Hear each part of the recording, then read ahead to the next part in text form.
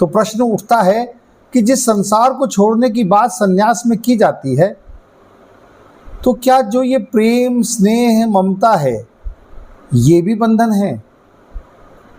तो यहाँ बहुत ही सुंदर एक विश्लेषण आता है कि दरअसल हमें लगता है कि हम किसी को प्रेम करते हैं या किसी को चाहते हैं, तो वो हमें लगता है मात्र, वास्तव में हम स्वयं को चाहते हैं। कहा कि पत्नी पति को चाहती है या पति पत्नी को चाहता है, तो उसका असलियत क्या है कि दरअसल वो स्वयं को चाहता है। वो धन को चाहता है, धन से उसे अच्छा लगता है, धन को प्रेम करता है, यहाँ भी वो स्वयं को ही चाहता है। यानी संसार में इंसान प्रकटतया जिसको भी चाहता है, वो दिखता तो ऐसा है कि जैसे ये उसको चाह रहा है, लेकिन वास्तव में वो स्वयं को ही चाहता है। इसको समझाते हैं आगे कि जिस भी चीज़ से आपको सुख मिलता है, आप उसको प्रेम करते हो।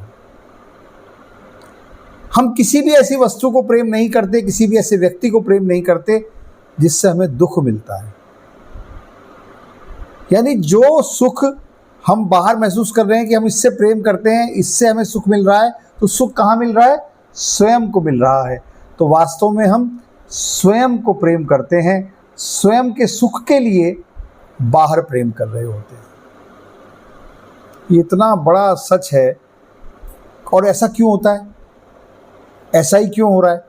क्योंकि स्वयं को सुख की अनुभूति वो भी भीतर से हो रही है, क्योंकि स्वयं ही आनंद है।